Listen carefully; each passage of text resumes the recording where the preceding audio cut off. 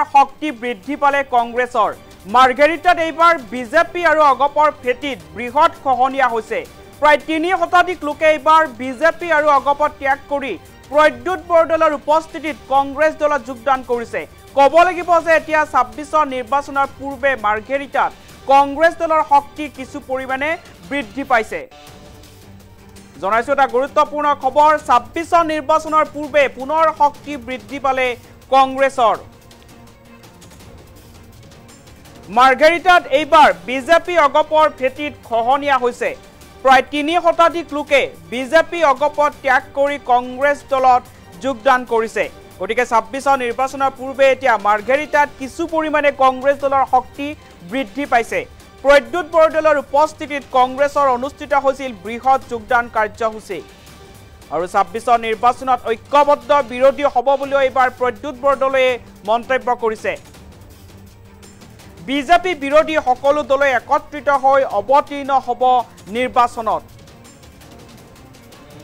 আৰু যোগদান সভাতে এই মন্তব্য কৰিছে সাংসদ প্ৰদ্যুৎ বৰদলৈয়ে জনাইছো এটা গুৰুত্বপূৰ্ণ খবৰ ২৬ নিৰ্বাচনৰ পূৰ্বে শক্তি বৃদ্ধি পালে কংগ্ৰেছৰ এইবাৰ মাৰ্ঘেৰিটাত বিজেপি আৰু অগপৰ ফেটিত বৃহৎ খহনীয়া হৈছে প্ৰায় ৩ শতাধিক লোকে এইবাৰ বিজেপি আৰু অগপত ত্যাগ কৰি কংগ্ৰেছ দলত যোগদান কৰিছে প্ৰদ্যুৎ বৰদলৈৰ উপস্থিতিত অনুষ্ঠিত হৈছিল কংগ্ৰেছ দলৰ এখন যোগদান সভা আৰু এই যোগদান সভাতে ৩ শতাধিক লোকে বিজেপি আৰু অগপত ত্যাগ কৰি এতিয়া কংগ্ৰেছ দলত যোগদান কৰিছে যোগদান সভাতে এইবাৰ বিজেপি দলক সমালোচনা কৰিছে সাংসদ প্ৰদ্যুৎ বৰদলৈয়ে মন্তব্য কৰিছে ঐক্যবদ্ধ বিৰোধী সন্দৰ্ভতো ২৬ নিৰ্বাচনত বিজেপি বিৰোধী সকলো দলৰ সৈতে কংগ্ৰেছ দলে মিত্ৰতা কৰিব আৰু মিত্ৰতাৰ জৰিয়তে ২৬ নিৰ্বাচনত কংগ্ৰেছ দলে অৱতীৰ্ণ হ'ব বুলি প্ৰদ্যুৎ বৰদলৈয়ে মন্তব্য কৰিছে উল্লেখ্য যে আজি ৩ শতাধিক লোকে বিজেপি আৰু অগপত ত্যাগ কৰিছে বিজেপি অগপত ত্যাগ কৰি মাৰ্ঘেৰিটাত এইবাৰ প্ৰদ্যুৎ বৰদলৈৰ উপস্থিতিত ৩ শতাধিক লোকে কংগ্ৰেছ দলত যোগদান কৰিছে আৰু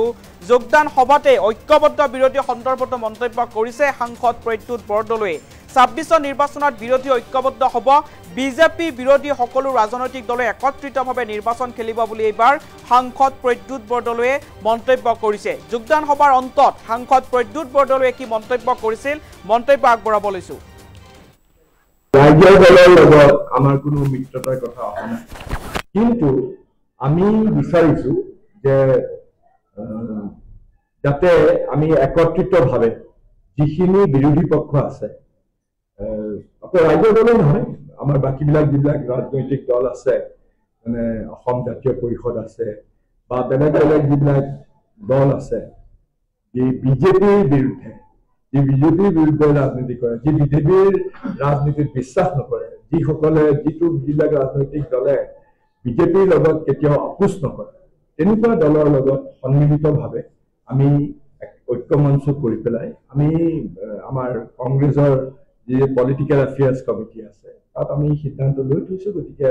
আলাপ আলোচনা অৱশ্যে পূৰ্ণ পৰ্যায়ত চলা নাই কিন্তু আমি বিচাৰো যে আমি নিৰ্বাচনত একত্ৰিতভাৱে বিজেপি যাতে সন্মুখীন হয় মাৰ্ঘেৰিটা সমষ্টি মাৰ্ঘেৰিটা নালাগে অইন কোনো সমষ্টিতে কংগ্ৰেছৰ এটা প্ৰক্ৰিয়া আছে কংগ্ৰেছ দলে নিৰ্ধাৰণ কৰিব কোন প্ৰাৰ্থী হ'ব আৰু প্ৰাৰ্থীটো বহুত ওলাব এতিয়া ইতিমধ্যে চাৰিওফালৰ পৰা কংগ্ৰেছ দলত যোগদান কৰাৰ উদ্যান গৈছে আজি আমাৰ ৩০০ লোকে যোগদান কৰিছে এইবিলাক চব বিজেপিৰ কৰ্মী বিজেপি আৰু অগপৰ গতিকে এনেধৰণে চবতে গোটেই অসমতে যোৱাকালি আমাৰ আপোনালোকে গম পাইছে চাগে ডিব্ৰুগড়ৰ চাউলখোৱাত যিটো সাধাৰণতে বিজেপি দলে কয় যে কংগ্ৰেছ দলৰ প্ৰভাৱ অকল নামনি অসমতেহে আছে মুছলিম অধ্যুষিত এলেকাতে আছে যোৱাকালি তেওঁলোকে কেলে চকুলো নাচায় প্ৰায় ১৫-২০ হাজাৰ মানুহ তাত সমাগম আমি কোনো গাড়ী দিয়া নাই নিজে আহিছে নিজে অলপ উঠাই মেলি নিজে যোগাৰ কৰি আহিছে এইবিলাক চব আমাৰ ইয়াৰ মানুহ ডিব্ৰুগড় তিনিচুকীয়াৰ মানুহ গতিকে মানুহে বুজি উঠিছে যে বিজেপিয়ে এতিয়া বিজেপি শাসন চলে গেং অফ 4ৰ শাসন ৪জন ব্যক্তি এনে নামত বিজেপি মন্ত্ৰীসভা আছে ৪জন ব্যক্তিয়ে চিণ্ডিকেট কৰে ৪জন ব্যক্তিকে এটা সমান্তৰ অৰ্থ ব্যৱস্থা তৈয়াৰ কৰি তেওঁলোকৰ পৰিয়ালক ধনী কৰিছে কিন্তু এখন ধোঁৱাৰ বেৰ সৃষ্টি কৰি পেলাই হিন্দু মুছলমান কিবা উচ্ছেদিত লগত লৈ ৰাজনৈতিক আহিৰাজনী গতিকে এইবিলাক মানুহে বুজি পাইছে ন নিজেও আছিলো মইতো পাৰ্লিয়ামেণ্টত আছো এইটোতো একদম স্পষ্ট প্ৰমাণ হৈ গৈছে এতিয়া